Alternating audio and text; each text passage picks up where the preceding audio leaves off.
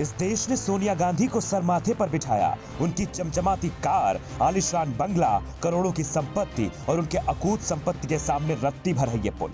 गांधी परिवार के नाखून बराबर इस पुल की हैसियत होती तो ये पुल मौत के झूले में लहरें न खा रहा होता। दो तस्वीरें हैं, एक आलिशान बंगले में बैठी सोनिया गांधी की और दूसरी तस्वीर मौत के पुल पर चलती लाशों की।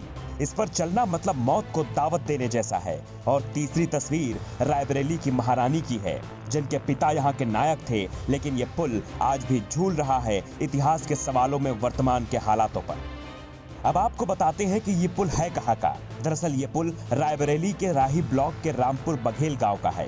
ये लकड़ी का लगभग 50 मीटर लंबा पुल है, जिस पर रोजाना सैकड़ों लोग अपनी जान जोखिम में डालकर पुल को पार करते हैं। ये तस्वीर आधुनिक भारत की तस्वीर है। ये तस्वीर आत्मनिर्भर भारत की है। अब आप ये सोच रहे होंगे कि इसकी जानकारी नेताओं के पास नहीं है, तो आप गलत सोच रहे हैं।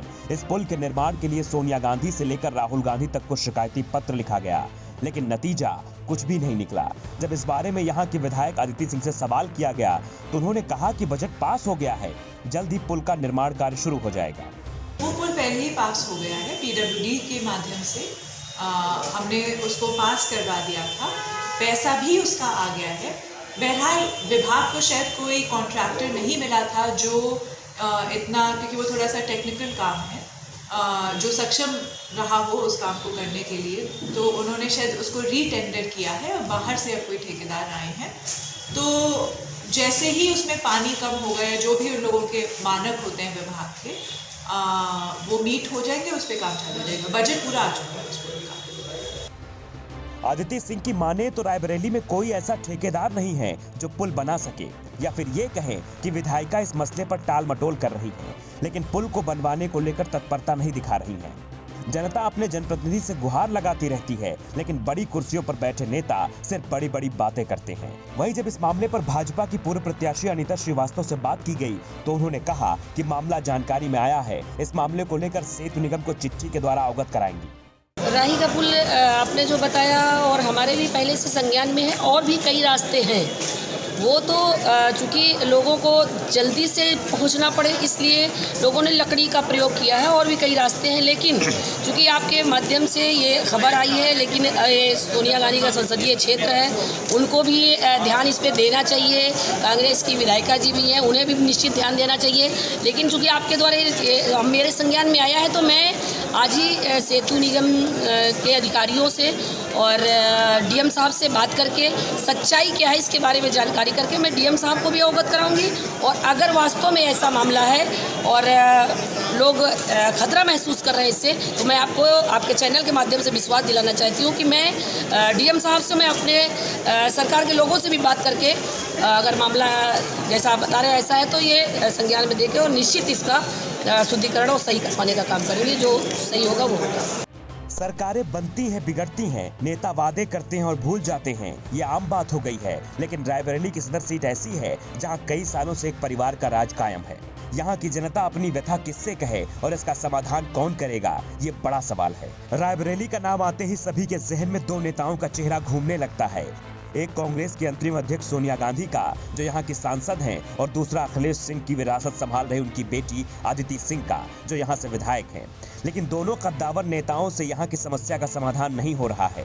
ये तीन तस्वीरें देखिए, एक तस्वीर यहाँ के राजनीतिक इतिहास की है, दूसरी तस्वीर बाहुबल के राज की है और तीसरी तस्वीर हमारे पड़ताल की है।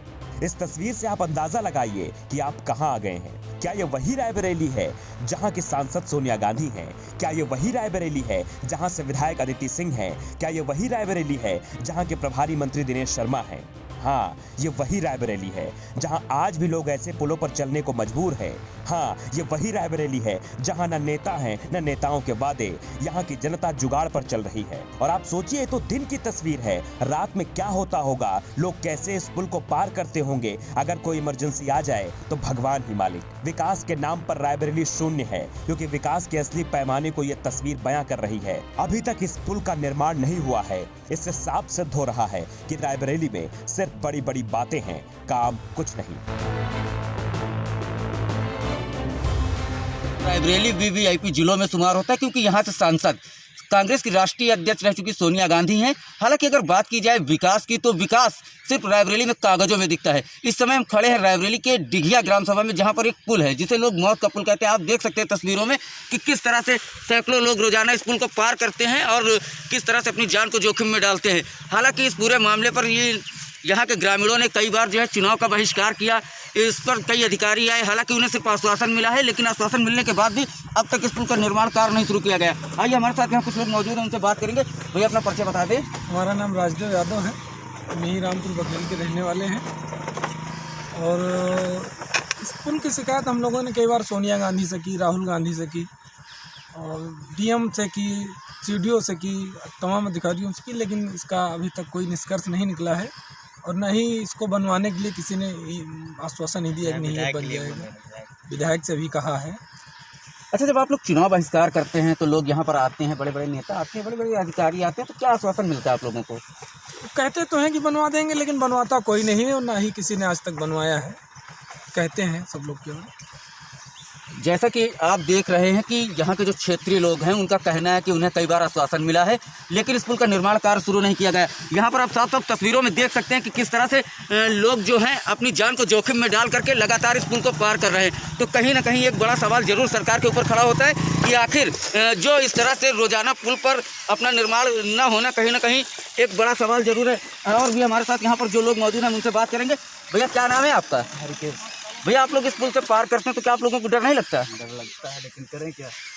तो रोजाना आप लोग इसी तरह इस पुल से गुजरते हैं, तो इसकी शिकायत वगैरह कभी कहीं की गई है? जी हाँ, शिकायत कितने बार की गई है, लेकिन कोई यहाँ सुनता ही नहीं है।